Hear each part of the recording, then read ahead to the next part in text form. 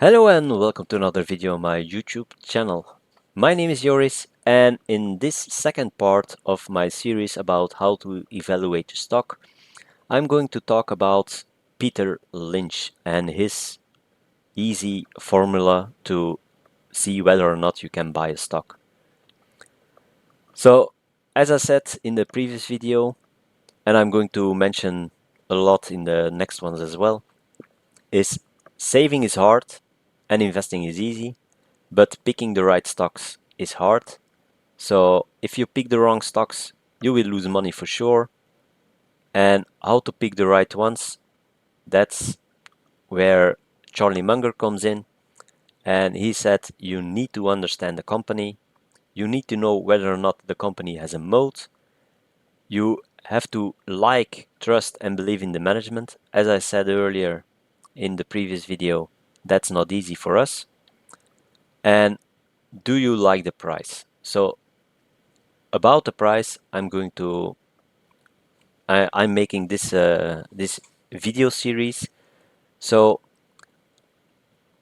how to do it for stocks that make a profit with an actual PE ratio, that is what I'm going to explain in this series.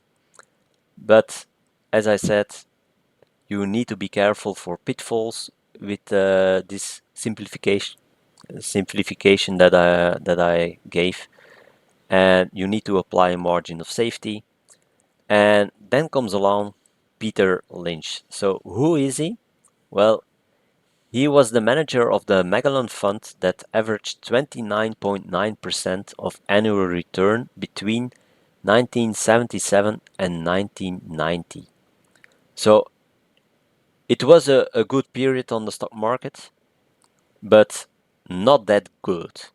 So 29.9% annual return compounded, that's incredible.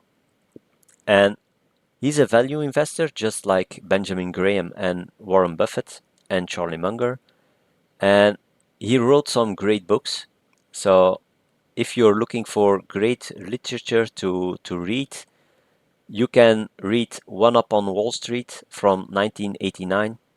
I really like this book. Also, Beating the Street is a nice read. Learn to Earn, I don't like it that much, but I also read it, of course. But all three definitely worth reading. And if you want to read only one of them, read the first one, One Up on Wall Street. A really good book. So Peter Lynch, his easy formula to see whether or not a stock is worth buying, yes or no, is he takes the future growth of the earnings per share and the dividend yield, and then he divides it by the price earnings ratio of the stock. And so here are the explanations that I already gave. And when you do the calculations and you have a value below 1, actually the stock is overvalued. Of course, when you have 0.98, you can say it's pretty close to 1 and that it's plus minus okay. But he wants to make a profit. So when it is 1.5, he says it's fairly valued. And therein lies his margin of safety. So close to 2, it is certainly undervalued, and close to 3, then it's very undervalued. So in this case, you need earnings per share. So EPS, earnings per share, you need it. And you do not need dividends. So dividend yield can be 0 as well. But if you don't have earnings, you shouldn't have a dividend yield as well, because the dividend yield comes from the earnings per share. So in that regard, you should find out where the future growth rate of the earnings per share is. So guessing the future growth rate is not easy. You need to know the company, moat and management, as what Charlie Munger said.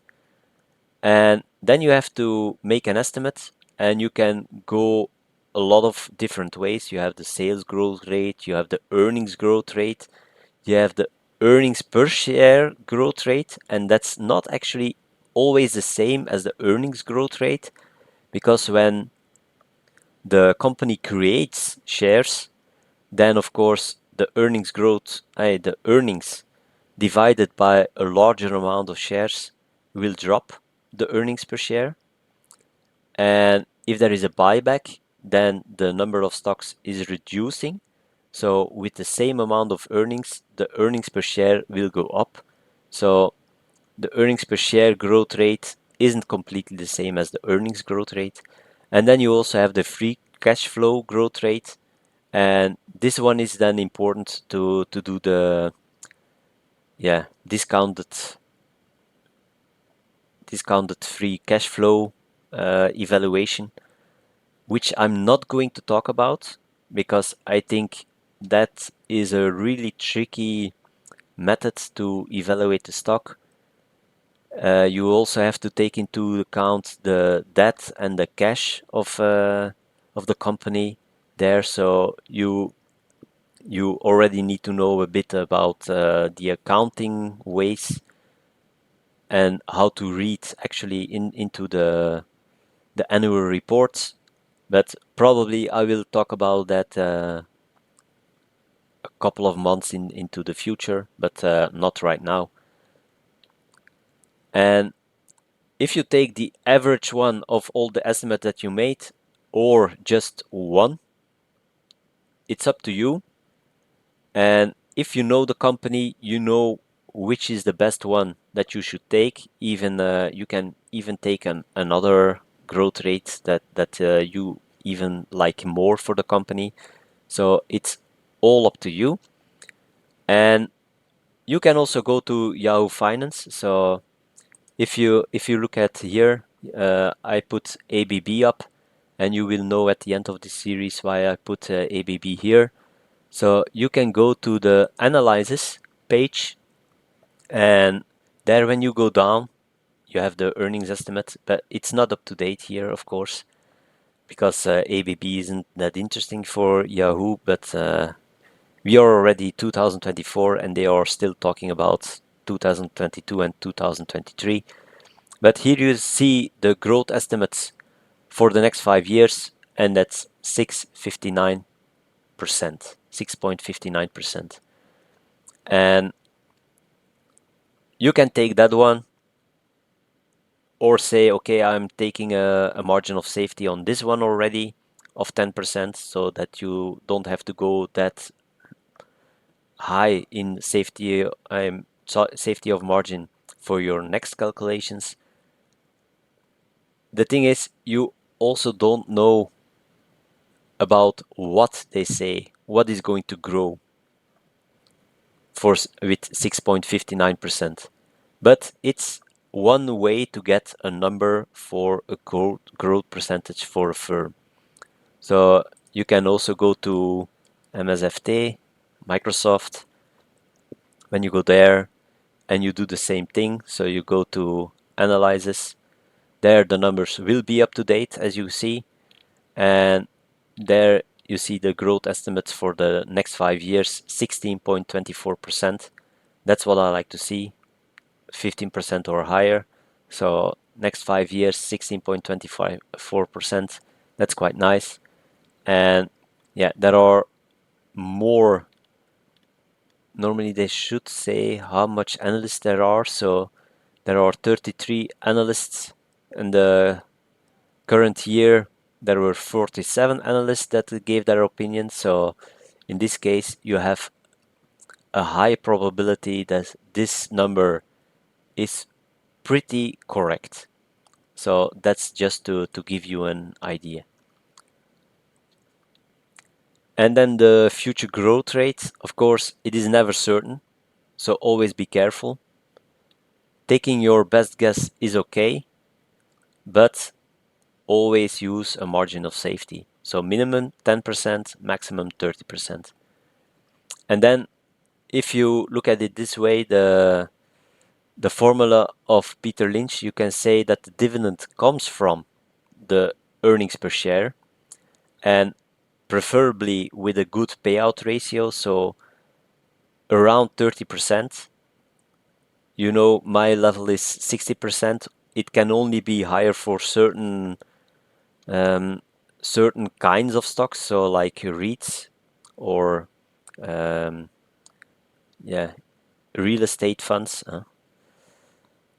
And then you can estimate the price earnings for the future growth rate of the earnings per share.